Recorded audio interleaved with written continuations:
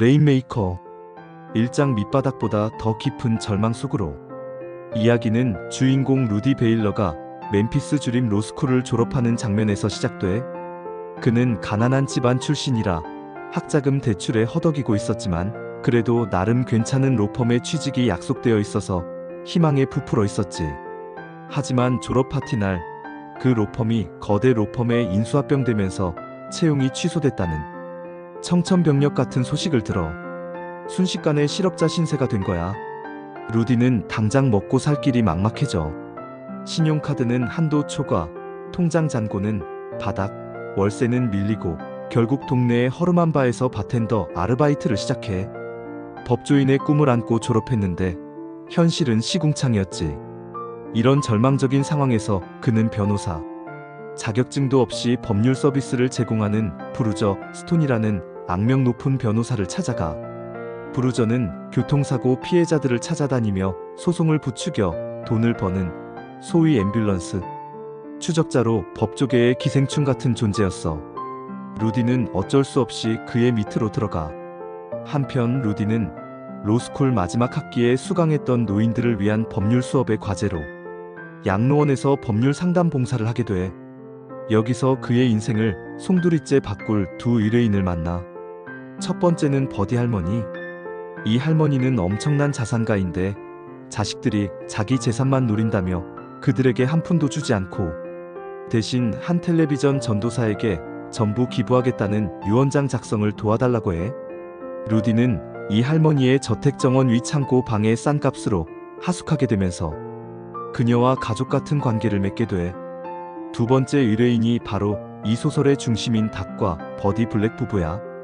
그들의 아들 도니 레이는 22살의 젊은 나이에 급성 백혈병 진단을 받았어.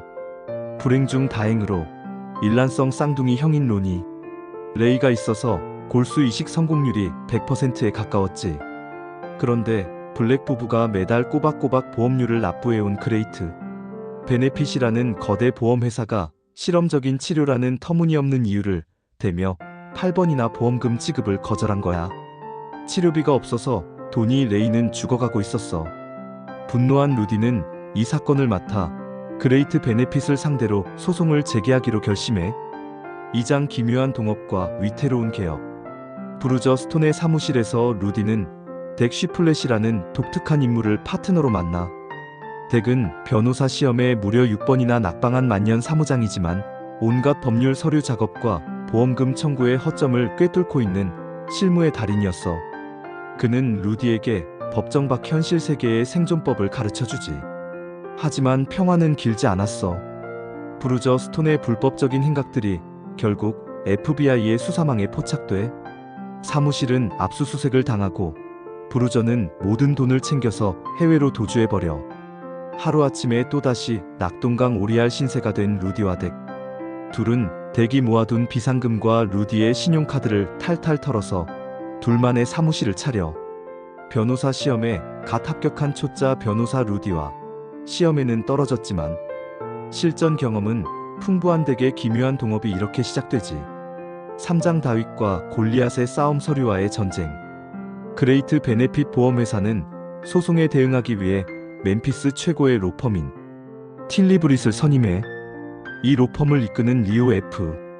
드럼먼드는 수십 명의 보조 변호사와 직원을 거느린 승리를 위해서라면 수단과 방법을 가리지 않는 냉혈한 에이스 변호사였어. 루디와 덱, 단 2명뿐인 신생 사무실과는 비교 자체가 불가능한 상대였지. 드럼먼드는 본격적인 재판에 들어가기 전부터 루디를 집요하게 괴롭혀. 디스커버리라고 불리는 증거 개시 절차에서 수만 페이지에 달하는 쓸데없는 서류 더미를 보내 루디를 질리게 만들고 온갖 절차적인 꼬투리를 잡아 재판을 지연시키려 해.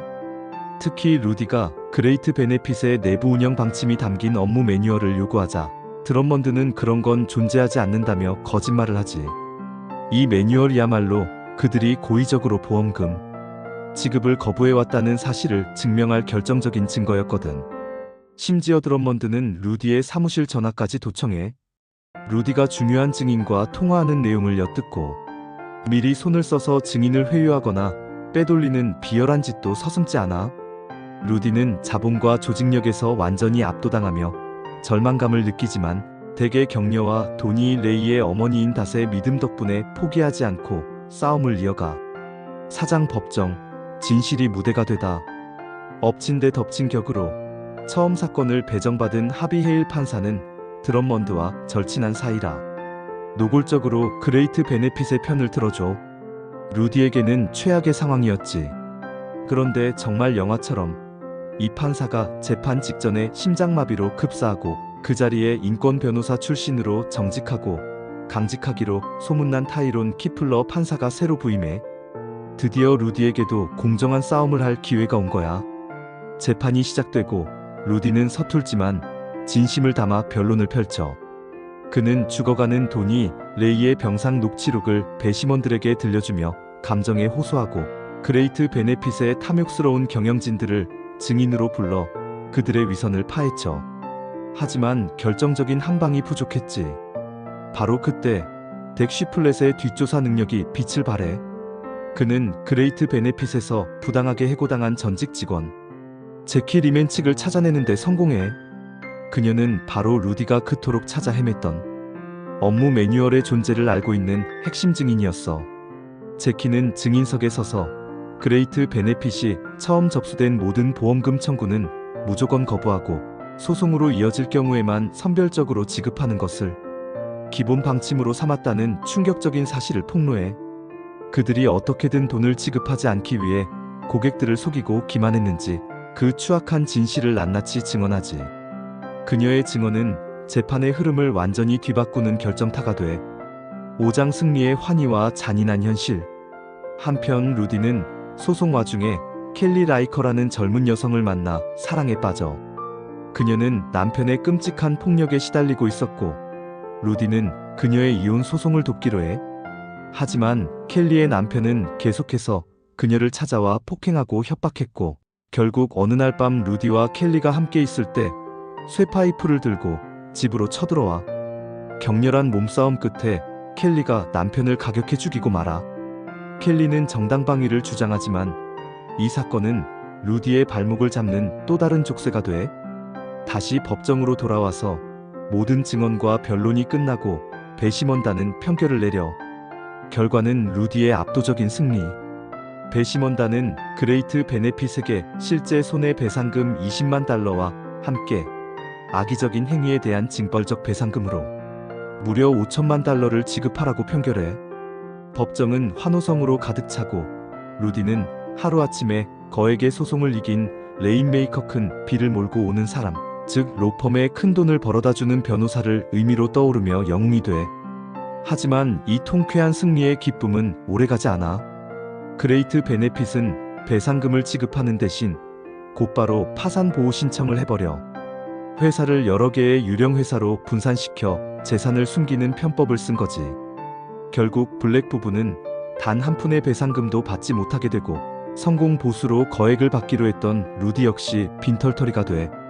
법정에서는 이겼지만 현실에서는 완벽하게 패배한 거야. 결말 법복을 벗는 레인메이커. 켈리의 살인 혐의는 다행히 정당방위로 인정받아 불기소 처분이 내려져. 하지만 모든 사건이 끝난 후 루디는 깊은 환멸과 무력감에 휩싸여. 그는 정의를 위해 싸웠고 법정에서 승리했지만 거대한 자본의 시스템 앞에서는 아무것도 바꿀 수 없다는 냉혹한 현실을 깨달은 거지. 변호사라는 직업이 약자를 돕는 고귀한 일이 아니라 결국 돈과 권력의 논리에 따라 움직이는 더러운 게임일 뿐이라고 느끼게 돼. 결국 루디는 변호사 자격증을 반납하고 법조계를 완전히 떠나기로 결심해. 그는 켈리와 함께 아무도 그들을 알지 못하는 곳으로 떠나 법이 아닌 다른 방식으로 사람들을 가르치고 도우며 살아가기로 마음먹어. 그렇게 레인메이커가 되었던 청년은 화려한 성공의 무대 뒤편으로 조용히 사라지며 이야기는 막을 내려.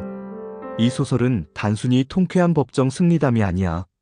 오히려 그 승리가 얼마나 허무할 수 있는지를 보여주면서 진정한 정의란 무엇인가라는 묵직한 질문을 우리에게 던지고 있어.